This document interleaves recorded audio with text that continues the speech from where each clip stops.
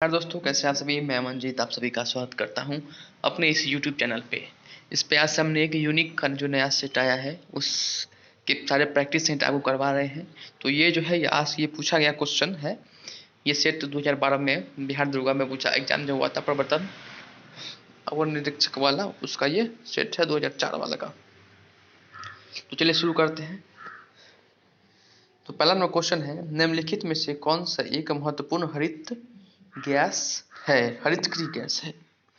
तो इसका ऑप्शन है carbon monoxide, carbon dioxide, hydrogen और सल्फर डाइऑक्साइड। तो इसके जो ऑप्शन सही उत्तर है वह है कार्बन डाइऑक्साइड। फिर दूसरे नंबर क्वेश्चन चलते हैं। निम्नलिखित में से कौन सा एक संरक्षित जीव मंडल का नाम है। निम्नलिखित में से कौन सा एक संरक्षित जीव मंडल का नाम है। तो वो है कौन सा है। ऑप्शन ए है नंदा देवी, बी काजीरंगा, सी बांदीपुर और डी नागरहोल। तो एक संरक्षित नाम है वो है नंदा देवी। चलिए अगले क्वेश्चन चलते हैं।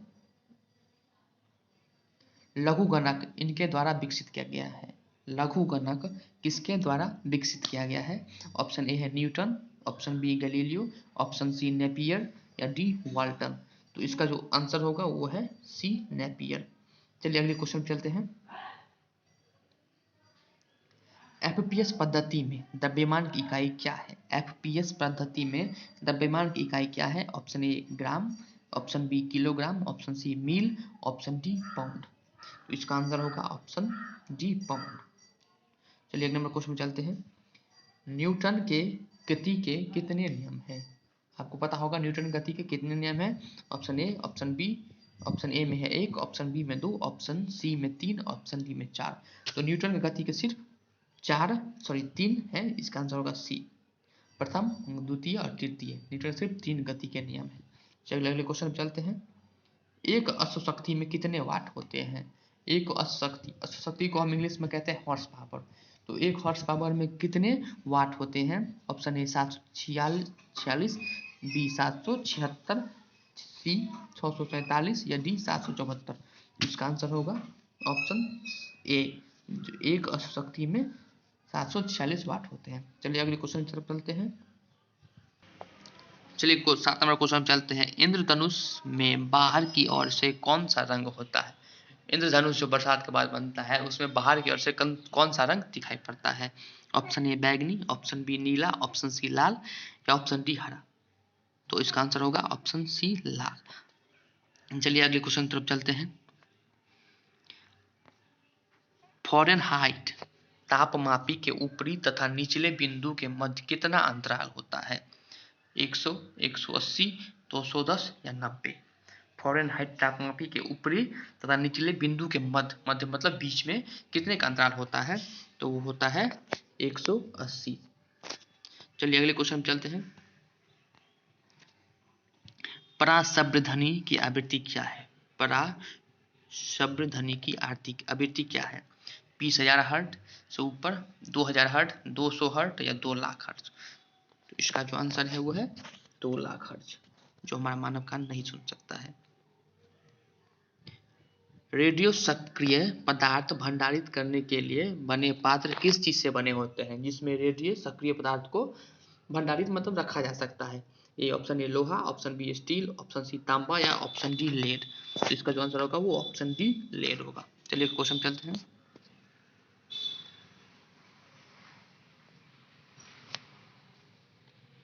सिरके में होता है, सिरके में क्या होता है। सिरके में सिट्रिक अम्ल, एसिटिक अम्ल, लैक्टिक अम्ल या हाइड्रोक्लोरिक अम्ल। तो इसका जो आंसर होगा सिरके में एसिटिक अम्ल होता है। चलिए अगले नंबर क्वेश्चन चलते हैं। निम्नलिखित में कौन सा जल में घोलने पर विद्युत का चालन नहीं करता, मतलब विद्युत उसे नहीं चालन कर सकता है। वो कौन सा चीज है। ए लवण, बी हाइड्रोक्लोरिक अम्ल, सी चीनी या डी नींबू का रस। तो इसका आंसर होगा चीनी को घोलने पर वह चालन नहीं करता है। चलिए अगले क्वेश्चन चलते हैं। 13 number question.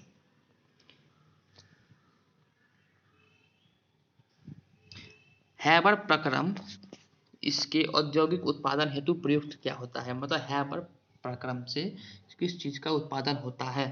Option A aluminium, option A ammonia, option B aluminium, option C hydrogen peroxide या ऑप्शन डी स्टील। तो इसका आंसर होगा अमोनिया का होता है हैबर प्रक्रम द्वारा। तो 2 नंबर क्वेश्चन चलते हैं। कौन सा अम्ल कांच को घोल सकता है? कौन सा अम्ल है ऐसा जो कांच को घोल सकता है? Option A hydrochloric acid, option B acetic acid, option C nitric acid, option D hydrofluoric acid. तो इसका जो आंसर होगा वो होगा हाइड्रोफ्लोरिक एसिड। 15 नंबर क्वेश्चन है, ब्रह्मांड में सर्वाधिक पाए जाने वाला तत्व कौन सा है? Hydrogen option A, option B oxygen, option C nitrogen, option D carbon. तो ब्रह्मांड में सबसे ज्यादा पाए जाने वाला तत्व कौन सा है? वो है हाइड्रोजन। चलिए अगले क्वेश्चन चलते हैं। वह पदार्थ जो ठोस के रूप में द्रव्य अवस्था से कम घनत्व वाला होता है, वह पदार्थ क्या है? ए एल्युमिनियम, बी ब्रोमीन, सी जल या डी हीलियम। वह पदार्थ जो ठोस के रूप में द्रव्य अवस्था से कम घनत्व वाला होता है उसे क्या कहते हैं? उसे जल कहा जाता है, वो जल होता है। 17 नंबर क्वेश्चन है, फाइकोलॉजी से हम किस चीज का अध्ययन करते हैं? ऑप्शन ए शैवाल, ऑप्शन बी कवक, ऑप्शन डी बैक्टीरिया या डी पादप। तो फाइकोलॉजी से हम शैवाल का अध्ययन करते हैं। 18वें नंबर क्वेश्चन पे आता है, इनमें से कौन कार्बोहाइड्रेट नहीं होता है? कार्बोहाइड्रेट नहीं है या नहीं होता है? ऑप्शन ए जीवाणु, ऑप्शन बी विषाणु, ऑप्शन सी कवक या ऑप्शन डी पादप। तो विषाणु, इसका जो आंसर होगा विषाणु, क्योंकि विषाणु जीवित नहीं रहता है, इसमें कार्बोहाइड्रेट की जरूरत नहीं होती है, वो उसमें नहीं होता कार्बोहाइड्रेट। विश्व में सर्वाधिक उत्पादित खाद्य फसल है? विश्व में सबसे ज्यादा खाद्य पदार्थ फसल जो कौन है जो ज्यादा उत्पादित होती है? कॉफी, चाय, गेहूं, गन्ना। तो सबसे ज्यादा किस चीज का आप अनुमान भी लगा सकते हैं? गेहूं। गेहूं हर जगह खाया जाता है, हर जगह होता है। चलिए क्वेश्चन नंबर 20 पे चलते हैं। भूमिचरों में तीव्रतम स्तनधारी कौन है? भूमि जो चरता है उसमें तीव्रतम स्तनधारी कौन है? अब देखिएगा गाय उतना तेज नहीं है, मानव भूमि चरता ही नहीं है हिरन से नहीं, तो इसका एक ही आंसर होगा हिरन। हिरन बहुत तीव्रतम होता है और भूमिचर भी होता है। 21 नंबर क्वेश्चन है, निम्नलिखित में, इस तरफ साइड में कट गया है, ये लिंग है, लिंग। 21 नंबर क्वेश्चन है, निम्नलिखित में से कौन सा एक मादा लिंग हार्मोन है? कौन सा एक मादा लिंग हार्मोन है? ए है प्रोजेस्टेरॉन, बी है इंसुलिन, ई है इंड्रिलिन और डी है मेलाटोनिन। तो इसका जो आंसर होगा वो होगा ए प्रोजेस्टेरॉन। चलिए अगले क्वेश्चन पे चलते हैं।